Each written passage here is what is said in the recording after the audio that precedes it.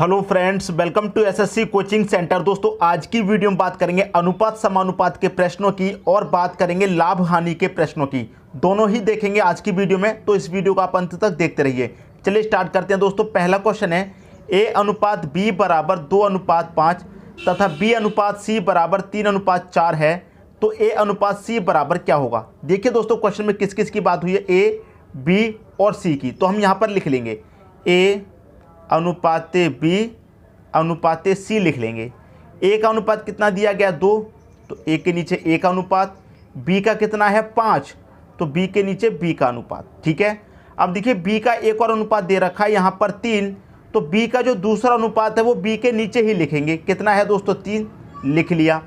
अब आता है सी का अनुपात, तो सी का अनुपात कितना है 4। अब यहाँ से दोस्तों दूसरी लाइन जब स्टार्ट हो गई है तो दूसरी लाइन में ही लिखेंगे सी का अनुपात। सी का अनुपात कितना है 4, तो दूसरी लाइन में ही सी का अनुपात आप लिख लेंगे। क्लियर दोस्तों इतनी बात। अब आगे क्या दे रखा है, ए अनुपात सी का मान हमें पता करना है, तो इसको इतना ही लिख लिया। अब देखिए यहाँ पर क्या है, समझिए दोस्तों, यहाँ पर क्या है, ये वाली जगह खाली बची है और ये वाली जगह खाली बची है। तो यहाँ पर जो जगह खाली बची है उसके बराबर वाली संख्या वहाँ पर लिख देंगे। इसके बराबर में क्या है दोस्तों 5। अब आप कहेंगे 4 भी लिख सकते हैं, 4 भी बराबर में है। तो दोस्तों मैं बता दूं, इस तरह से लिखेंगे, ये आपका सही तरीका है। इस तरीके से नहीं लिखेंगे, ये गलत तरीका। इस तरीके से लिखेंगे, तो इस तरीके से लिखेंगे तो बराबर में 5 है तो 5 आ जाएगा। जब इस तरीके से लिखेंगे तो बराबर में 3 है तो खाली जगह पे 3 आ जाएगा। क्लियर है। 3 का मल्टीप्लाई 2 में करेंगे 6 आ जाएगा, 3 5 15 आ जाएगा, 5 चौके 20 आ जाएगा। तो ए का कितना है 6, सी का है 20।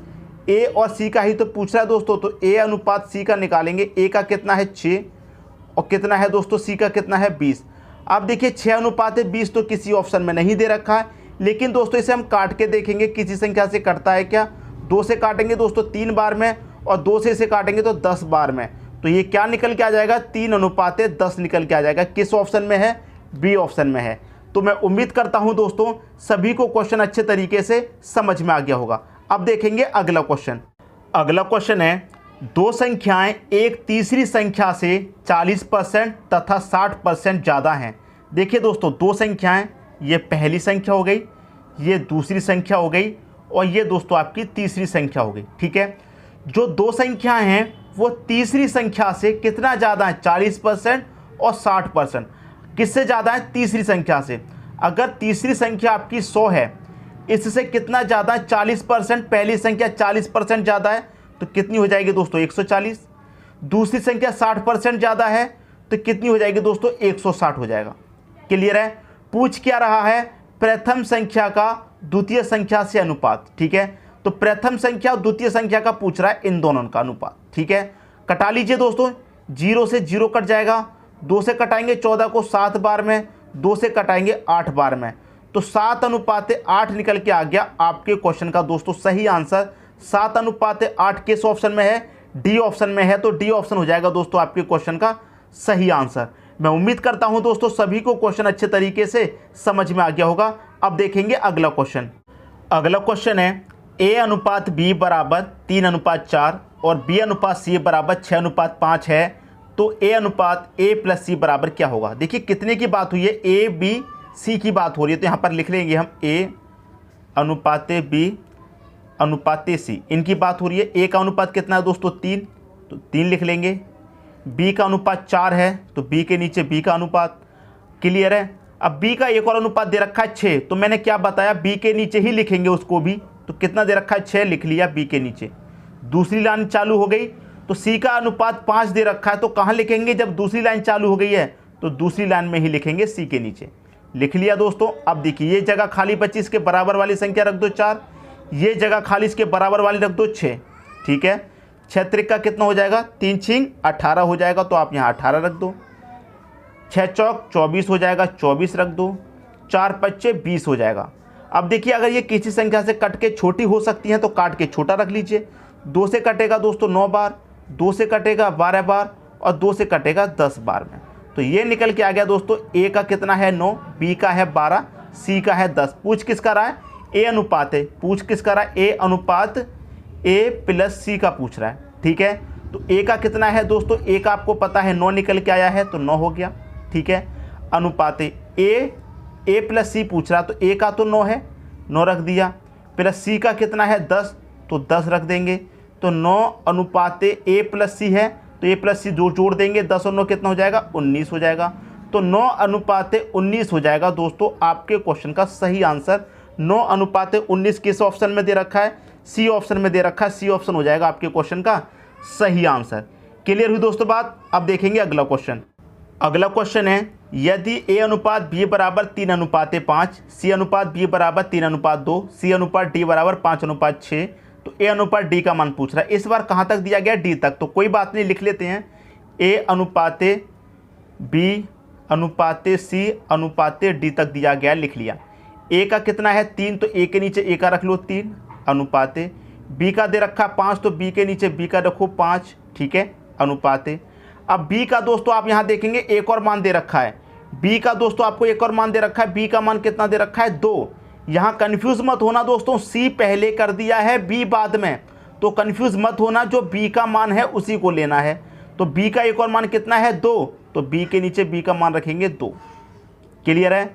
सी का कितना है 3, तो सी के नीचे सी का रखेंगे, दूसरी लाइन चालू है तो दूसरे में ही रखेंगे, ठीक है दोस्तों। क्लियर है इतनी बात। अब सी का दोस्तों आपको एक और दे रखा है मान 5, तो सी के नीचे उसका एक और रख लो 5, ठीक है। डी का कितना दे रखा है 6, ये लाइन चालू हो गई तो इसी में रखेंगे 6। क्लियर दोस्तों, यहाँ तक किसी को कोई डाउट नहीं होना चाहिए। अब देखिए ये जगह खाली बची, अगर हम अनुपात वाली लाइन में अनुपात लगा दें तो जगह कौन सी खाली है आपको पता है, ये जगह खाली, ये जगह खाली, तो यहाँ पर कौन सी आएगी उसकी बराबर वाली 5, यहाँ पर भी कौन सी आ जाएगी उसके बराबर वाली 5, यहाँ कौन सी आ जाएगी उसके बराबर वाली 3, ठीक है। यहाँ कौन सी आ जाएगी उसके बराबर वाली 5 आ जाएगी, यहाँ भी उसके बराबर वाली 5 और यहाँ उसके बराबर वाली 2, ठीक है दोस्तों। अब इनका मल्टीप्लाई कर लीजिए, 5 दूने का 10, 10 का 3 में करेंगे कितना हो जाएगा 30 अनुपात, 5 25, 25 का 2 में कर दो कितना 50, ठीक है। 5 25, 25 का 3 में करेंगे दोस्तों 75 हो जाएगा, ठीक है। 6 पंजे 30, 30 का 3 में करेंगे कितना हो जाएगा 90 हो जाएगा। इनका सॉल्व कर लिया। आपसे पूछा किसका मान है, ए अनुपात डी का पूछ रहा है, ए अनुपात डी का पूछ रहा है। तो ए का कितना निकला है 30, तो ए के नीचे ए का रखो, डी का कितना निकला है 90, तो डी के नीचे डी का रख दिया। क्लियर है। अगर ये किसी से कट सकता है तो काट लो, 30 एकम 30 कटेगा, 30 त्रिक का 90, तो 1 अनुपात 3 हो जाएगा आपके क्वेश्चन का सही आंसर। सी ऑप्शन हो जाएगा दोस्तों आपके क्वेश्चन का सही आंसर। उम्मीद करता हूं सभी की समझ में अच्छे तरीके से आ गया होगा। अब देखेंगे अगला क्वेश्चन। अगला क्वेश्चन है, यदि a बराबर 2b/3, b बराबर 2c/3 तथा c बराबर 2d/3 है तो b तथा d का अनुपात ज्ञात कीजिए। देखिए दोस्तों, ऐसा क्वेश्चन कभी भी दिया जाए तो कन्फ्यूज आपको बिल्कुल नहीं होना है। क्यों नहीं होना है, क्योंकि यहाँ पर जो b है वो इसके बटे में होगा और क्रॉस मल्टीप्लाई करने से b का मल्टीप्लाई 2 से होगा, जब तो 2b होगा।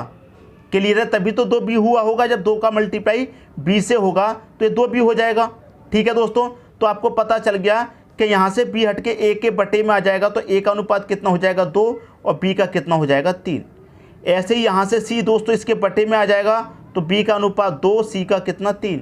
ऐसे ही यहाँ से d हट के इसके बटे में आ जाएगा, तो c का अनुपात 2, d का कितना हो जाएगा 3। क्लियर दोस्तों, तो किसकी बात हुई है इसमें, a b c और d। क्लियर है, 4 दे रखे हैं तो लिख लीजिए चारों को, a अनुपात b अनुपात c अनुपात d। ठीक है, लिख लिया। a का अनुपात कितना है 2, 2 रखेंगे अनुपात। b का अनुपात कितना है 3, तो b के नीचे b का अनुपात 3 लिख लिया। अब देखिए b का एक और अनुपात दे रखा आपको 2, तो b के नीचे b का अनुपात लिखेंगे 2। ठीक है, लिख लिया। c का अनुपात कितना है 3, तो c के नीचे c का, लेकिन कहाँ पर, जो नई लाइन स्टार्ट होगी है उसमें। ठीक है, अनुपात। अब c का एक और अनुपात है 2, तो c के नीचे c का लिखेंगे 2 अनुपात। d का कितना है 3, d के नीचे d का, लेकिन कहाँ पर, जो नई लाइन स्टार्ट हुई है उसमें। ठीक है दोस्तों, समझ में आ गई बात। अब देखिए यहाँ आप अनुपात लगा लीजिए।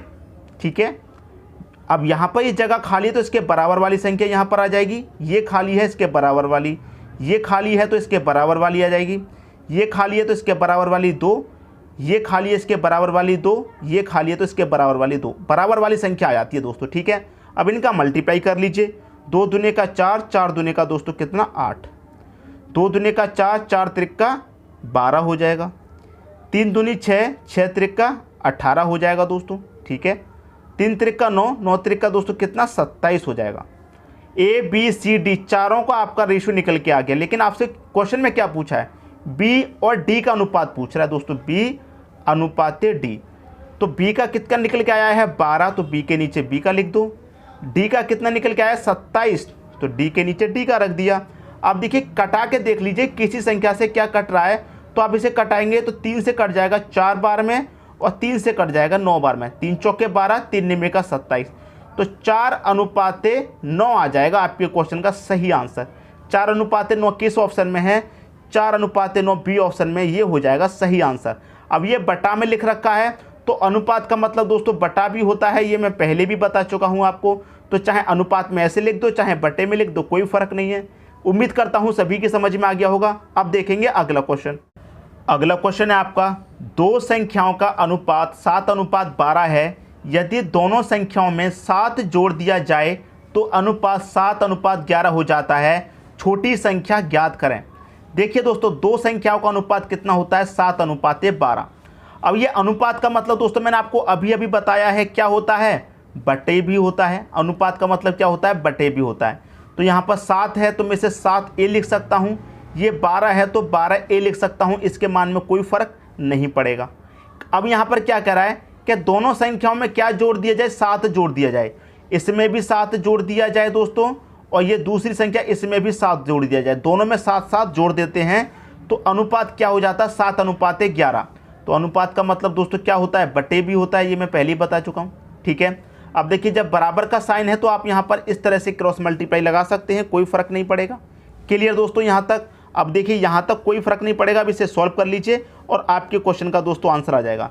11 का मल्टीप्लाई 7 में करेंगे, 11 7 77, 77a हो जाएगा, प्लस ये भी 11 7 77 हो जाएगा, बराबर 12 का मल्टीप्लाई 7 में करें, 12 7 कितना हो जाएगा दोस्तों 84a हो जाएगा, ठीक है। यहाँ पर क्या आ जाएगा दोस्तों, प्लस का साइन है, प्लस ले लो। 7 7 कितना हो जाएगा दोस्तों 49 हो जाएगा, ठीक है। अब देखिए यहाँ पर कितना है 84a है और यहाँ पर कितना है 77a, ठीक है। अब ये 77a जब इधर जाएगा बराबर के, तो 84a में से माइनस हो जाएगा, तो 84 में से 77 माइनस होगा, कितना बचेगा 7a बचेगा। अब ये 49 है, ये इधर आके माइनस हो जाएगा 77 में से, तो 77 में से दोस्तों 49 को माइनस करेंगे तो कितना बचेगा 28 बचेगा। क्लियर है, बराबर। अब 7 से कट जाएगा 28, 7 चौके 28, 4 बार में, तो a का मान कितना निकल के आया 4 निकल के आया, ठीक है दोस्तों। a का मान 4 निकल के आया। आपके पास दो संख्याओं का अनुपात कितना था 7:12 था, ठीक है। आपसे क्या कह रहा है कि छोटी संख्या ज्ञात करनी है हमें, तो अनुपात में जो छोटी है वही संख्या छोटी होगी। तो 4 का मल्टीप्लाई कर दीजिए 7 से, 4 7 कितना 28, तो छोटी संख्या दोस्तों क्या है 28 है। बी ऑप्शन हो जाएगा आपके क्वेश्चन का दोस्तों सही आंसर। उम्मीद करता हूं सभी की समझ में आ गया होगा। अब देखेंगे अगला क्वेश्चन। अगला क्वेश्चन है आपका, एक स्कूल के 504 छात्रों में लड़कियों और लड़के का अनुपात 11:13 है। किस किस का, लड़कियां और लड़के। पहले लड़की दे रखा है तो पहले दोस्तों लड़की लिखेंगे गर्ल, बाद में लड़के दे रखा है तो बाद में लड़के लिखेंगे बॉय। इनका अनुपात कितना दे रखा है 11:13, तो 11:13 दे रखा है। और हैं कितने, दोनों मिलाकर दोनों का योग, लड़के लड़कियां दोनों मिलाकर दोनों का योग कितना है, दोनों के योग की बात करें तो 504 है। जब योग आपको दिए रखा है तो अनुपातों का भी योग कर लेंगे। अनुपातों का योग कितना हो जाएगा 11 और 13, ये हो जाएगा दोस्तों आपका 24। तो इस योग में इस योग से आप डिवाइड कर देंगे, कर दीजिए कितनी बार जाएगा 24 दूने का 48, 2 बचेगा 24, 24 एकम 24, 21 बार में कट गया। अब इसका मल्टीप्लाई गर्ल में कर दो तो लड़कियों की संख्या पता चल जाएगी कितनी है, बॉय में कर दो तो बॉय की संख्या पता चल जाएगी, तो कर देते हैं। इसका मल्टीप्लाई इसमें करेंगे 11 एकम 11 का 1, कैरी का 1 रहेगा, 11 दूनी 22 और कैरी का 1 कितना रहेगा 23। तो लड़कियां कितनी हैं 231। अब 21 का मल्टीप्लाई इसमें भी कर दो, 13 एकम 13 का 3, कैरी का 1, 13 दूनी 26 और कैरी का 1 कितना हो जाएगा 27। तो यहाँ पर जो 504 आपको योग दे रखा है उसमें से 231 तो लड़कियां हैं और 273 लड़के हैं, ठीक है। लेकिन फिर क्या कह रहा है बाद में यदि 12 और लड़कियों को प्रवेश दिया जाता है तो नया अनुपात क्या होगा। पहले से लड़कियां कितनी हैं दोस्तों, 231।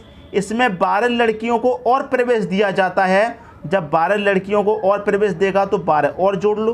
कितनी लड़कियां हो गई अब, 1 और 2 3, 3 और 1 4 और 2, कितनी लड़कियां हो गई, 243 हो गई। लेकिन लड़के तो आपके पास उतने के उतने ही हैं, 273। लड़के तो बिल्कुल भी ऐड नहीं किए। अब इनका अनुपात पूछ रहा है क्या होगा। इनका अनुपात किस किस का दोस्तों, 243 अनुपात 273। अब देखिए यहाँ पर अगर ये संख्या किसी कॉमन संख्या से कट सकती है तो काट देंगे। 3 से कटाऊँ दोस्तों तो 3 से कटेगा, 3 अट्ठे 24, 3 एकम 3। 3 से कटाऊँगा, 3 निमे का 27, 3 एकम 30।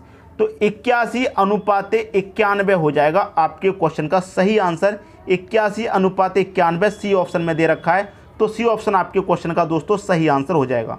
उम्मीद करता हूं सभी की समझ में आ गया होगा। अब देखेंगे अगला क्वेश्चन। अगला क्वेश्चन है, एक दुकानदार एक वस्तु 979 रुपये में बेचने पर 11% की हानि होती है। यदि दुकानदार उस वस्तु को 1232 रुपये में बेचता है तो लाभ प्रतिशत ज्ञात कीजिए। एक दुकानदार एक वस्तु में जब 979 रुपये में बेचता है तो 11% की हानि होती है। दोस्तों कोई भी वस्तु हो अपने आप में कितनी होगी, 100% की होगी। कितने की होगी, 100% की। और वो बेच कितने में रहा है दोस्तों, 11% की हानि पर। जब वो 11% की हानि पर बेच रहा है तो इसका मतलब कितने बेच रहा है, 89% में बेच रहा है। इतनी बात क्लियर है। यहाँ परसेंट में कितने बेच रहा है, 89 में। और यहाँ रुपये में कितने में बेच रहा है, 979 में। तो 89% दोस्तों 979 हो जाएगा। क्लियर है। तो हमें यहाँ पर क्या करता है, अगर हम यहाँ पर 100% का मान निकाल लें तो हमें क्रय मूल्य पता चल जाएगा, क्योंकि क्रय मूल्य क्या होगा, अपने आप में 100%। अगर हम 100% का मान निकाल लें तो हमें क्रय मूल्य पता चल जाएगा। तो 100% का मान निकालने के लिए क्या करेंगे, 979 बट्टे कितना आ जाएगा, 89। 100% का मान निकालना है तो 100 से मल्टीप्लाई। अब 89 से इसे काटूंगा, 89 मतलब 89 में 89, 7 बचेगा, कितना 8 बचेगा, 9 फिर कट जाएगा दोस्तों एक बार में। तो 89 से 979 11 बार में कट गया। 11 का मल्टीप्लाई 100 में करेंगे, कितना हो जाएगा दोस्तों, 1100 हो जाएगा। तो हमारा 100% का मान कितना निकल के आया, 1100। इसका मतलब ये है कि हमारी जो वस्तु है वो कितने रुपए की है, 1100 रुपये की है। क्लियर है। अब कह रहा है उस वस्तु को अगर 1232 रुपये में बेचे, 1100 रुपये की चीज़ को कितने में बेचे, 1232 रुपये में बेचे तो कितना लाभ होगा। अब देखिए 1100 रुपये की चीज़ को 1232 में बेचेगा, कितने का लाभ हो रहा है, सीधा सीधा 132 का।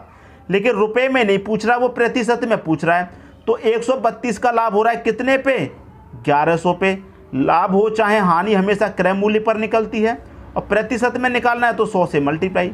आप देखिए 2 जीरो से आपके यहाँ पर ये 2 जीरो कट गए, 11 से कटाएंगे, 11 एकम 11 कटेगा, 2 बचेगा 22, 11 दूने का 22। तो 12% का दोस्तों क्या हो जाएगा, लाभ हो जाएगा। पहला ऑप्शन हो जाएगा आपके क्वेश्चन का दोस्तों सही आंसर। तो मैं उम्मीद करता हूं दोस्तों क्वेश्चन आप सभी को बहुत ही अच्छे तरीके से समझ में आ गया होगा। दोस्तों यदि वीडियो पसंद आया तो लाइक करें और दोस्तों में भी शेयर करें। यदि आपने हमारे चैनल को अभी तक सब्सक्राइब नहीं किया है तो कर लीजिए और बेल आइकन का बटन भी दबा दीजिए दोस्तों। धन्यवाद।